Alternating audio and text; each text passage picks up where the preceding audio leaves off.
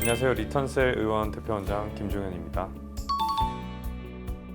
요즘 논란이 많죠. 먹방 유튜버 입짧은 햇니님이 복용해서 논란이 됐던 나비약이라는 게 있는데, 나비약은 비타민 계열의 약입니다. 그래서 교감신경을 좀 항진시켜서 식욕을 떨어뜨리는 약인데 되게 다양한 부작용을 유발할 수가 있어요. 뭐 수면이 좀 얕아진다던가, 아니면 잠이 안 온다던가, 아니면 좀 우울감, 충동까지도 불러일으킬 수가 있습니다. 나비약은 보통 병원에서 조합으로 많이 쓰는데, 펜타민 나비약만 쓰는 게 아니라 폭식을 억제시키는 약을 쓴다던가, 군것질을 좀 덜하게 한다던가, 아니면 림프순환을 개선시킨다던가, 이렇게 좀 갖가지 약을 조합해서 많이 씁니다. 그런 이유는 이게 그냥 단순 식욕 억제만 해서는 식욕이 안 떨어지는 분들이 많아요. 그래서 억지로 식욕을 좀 눌러줘야 되는 그런 분들한테 그런 식으로 많이 좀 처방이 됩니다. 나비약을 먹으면 일단 교감신경이 확 항진이 돼요. 그러면 이제 우리가 전투 모드로 되는데 식욕이 당연히 떨어지게 되겠죠. 그래서 한 입 먹을 거를 이제 반입 먹게 되니까 총 칼로리가 낮아지고, 그러면서 이제 꾸준히 덜 먹게 됨으로써 살이 빠지게 됩니다. 나비약은 생각보다 좀 위험한 약이기는 해요. 이게 장기적으로 먹으면 다양한 부작용이 일어날 수밖에 없는데, 가볍게는 살짝 우울감, 아니면 수면 부족, 잠이 안 온다,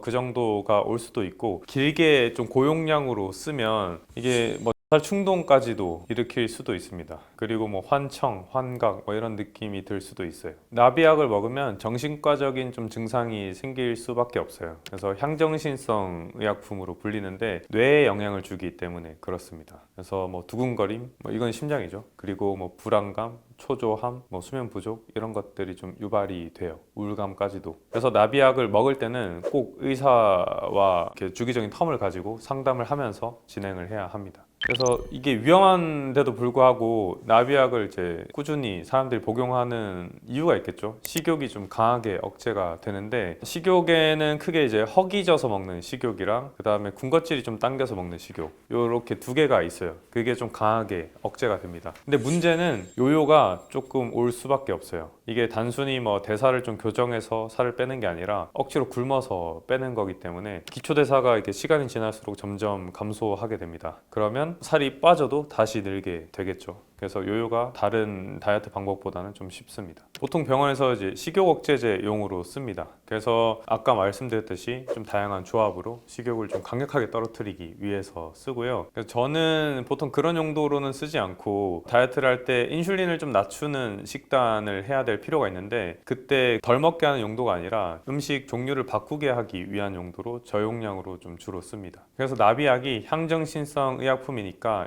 복용으로 처방받을 수 있는 거 아니냐라고 걱정하시는 분들이 많은데, 그거는 이제 불법 유통될 때만 그런 경우고요. 일반적인 병원에서 진단을 하고 처방을 받아서 먹는 거는 전혀 그런 걱정은 안 해도 됩니다. 복용 기간은 이게 나라에서 사실 좀 정한 그 커트라인이 있기는 해요. 쭉 연달아 먹었을 때 12주 이내로 처방할 것을 이제 강력하게 권고하는 건데, 사실 정해져 있는 거는 없습니다. 근데 이제 텀을 길게 몇 개월씩 처방하면 그거는 좀 불법이 되겠죠. 그리고 일주일마다 의사 선생님이 본다, 2주일마다 본다, 그러면 이게 중간중간에 쉰다는 전제하에 꾸준히 복용을 하는 경우도 왕왕 있기는 합니다. 그리고 그거 자체가 처벌이 대상이 되지는 않습니다. 그래서 2023년에 굉장히 화제가 된 기사가 있는데, 10대들이 나비약을 복용한다, 이런 기사가 있었어요. 10대들이 이거를 손댈 수밖에 없는 이유가, 사회적으로 일단 SNS나 유튜버나 연예인이나 다 말랐어요. 그래서 미의 기준이 굉장히 저체중으로 내려가 있는데, 10대들은 병원에 가서 법적으로 처방이 안 되거든요. 17세 이하는. 그러다 보니까 이게 불법 유통으로 나비약을 당근이나 아니면 네이버 중고 거래나 이런 거로 사서 복용을 하게 되겠죠. 근데 아직 10대들은 쌩쌩하니까 이걸 먹어도 크게 부작용을 못 느끼는 경우가 사실 많아요. 다만 어떤 경우는 이제 우울감을 겪는 10대들이 좀 있고, 시도까지 하는 10대들도 있습니다. 그래서 아직은 성인이 아니기 때문에 뇌나 호르몬 시스템이 완성되지 않은 상태예요. 그러다 보니까 체력적으로는 좀 쌩쌩할 수 있지만 향정이 주는 데미지는 좀 클 수밖에 없습니다. 병원에 오시는 분들 중에 뭐 펜타민, 나비약 성분을 좀 장기간 썼거나 뭐 마혼자로 위고비, 한약을 했는데 부작용을 되게 심하게 겪고 이제 내원을 하는 경우가 왕왕 있어요. 그래서 좀 안타까운 사례 한 분을 말씀드리면, 이분은 나비약을 거의 한 몇 년을, 한 3년, 4년을 먹었다고 했고, 위고비도 한 2년째 하고 있고, 뭐 PT도 엄청 열심히 하는데도 살이 안 빠져요. 그래서 이분은 그냥 정신적인 증상만 좀 더 심해지고, 뭐 짜증, 예민함, 우울감 이런 것들 좀 심해지고, 그 다음에 살이 안 빠지니까 이제 건강적으로 되게 면역이 떨어져 있는 상태가 되는데, 이분은 알고 보니 다낭성 난소 증후군이 있었던 분이에요. 다낭성 난소 증후군이 있으면 좀 어려운 얘기지만 몸 자체가 살이 빠지기가 굉장히 힘듭니다. 그래서 단순히 덜 먹는 전략으로는 안 빠져요. 이런 분들은 좀 체크해서 호르몬 불균형이나 아니면 만성염증이나 이런 것들을 교정을 해야 합니다. 이런 분들은 혈액 검사를 해서 문제되는 것들을 교정을 했고, PT도 일부러 하지 말라고 했고요. 지금 한 108kg에서 67kg로 지금 빠지고 있습니다.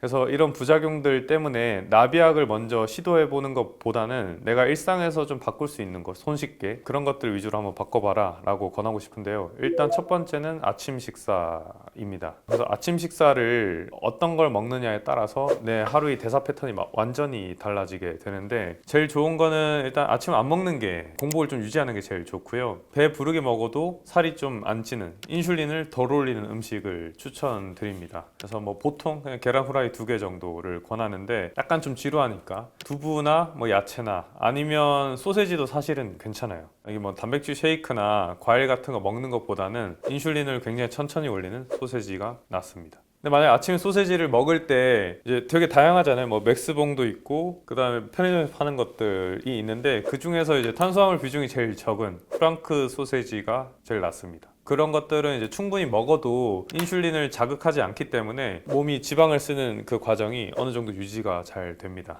네, 병원을 다니시는 분 중에 이분은 이제 만성 피로의 치료를 받으면서 동시에 약간 살을 조금 빼고 싶다 하는 분인데, 이분은 생활 패턴상 아침이랑 점심밖에 못 먹어요. 그래서 아침을 반드시 먹어야 돼서, 근데 또 간단하게 먹어야 되니까 이런 분들은 이제 소세지를 권했습니다. 계란 후라이랑. 근데 계란을 너무 싫어하셔가지고 소세지만 먹었던 것 같아요. 그래서 이분은 약간 좀 느리게 빼는 케이스인데 6주에 한 4kg 정도 빼고 난 후에 지금 유지를 하고 있습니다. 사실 효과적인 방법이라기보다는 안 좋은 방법은 있어요. 갈아서 먹는 거.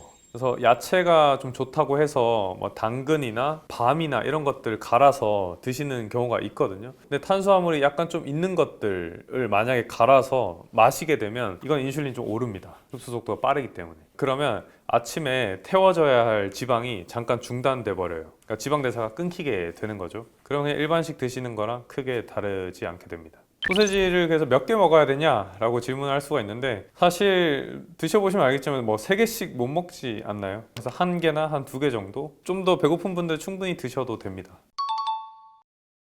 그래서 반대로 다이어트를 망치는 아침 식사가 실제로 존재하는데요. 과일이 대표적인 경우입니다. 과일은 건강해 라고 생각하고 뭐 아침 사과, 블루베리 이런 것들 드시는 경우가 있는데, 이게 과당이에요, 과당. 옛날에 우리가 선사시대 때 과일이랑 완전히 다르게 당도가 개량된 과일인데, 먹게 되면 무조건 이제 인슐린이 확 오릅니다. 그리고 몸이 이제 지방을 잘 연소하고 있다가 완전히 딱 중단돼요. 차단되게 됩니다. 그리고 또 생각보다 많이 드시는 게 단백질 쉐이크입니다. 단백질 쉐이크는 탄수화물이 거의 없는데도 불구하고, 그러니까 마시는 액체류다 보니까 인슐린이 확 올려요. 그럼 또 지방 대사가 중단됩니다.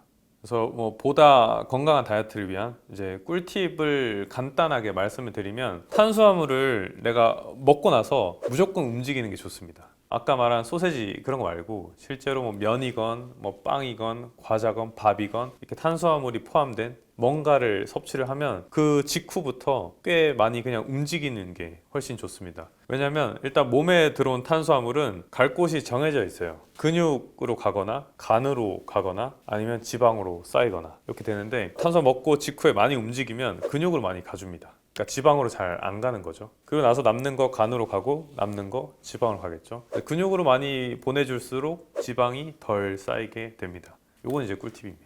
자, 오늘은 사회적인 되게 이슈인 나비약 이게 뭔지 아니면 부작용이 어떤 게 있는지 그다음에 이거를 먹는 것보다는 아침 식사를 좀 어떻게 설정을 하는 게 좋은지 그다음에 생활 속에서 이 다이어트 꿀팁에 대해서 말씀을 드렸는데 이걸 좀 잘 참고하셔서 무작정 약에 의존하지 마시고 좀 지속 가능한 건강한 다이어트를 하셨으면 좋겠습니다.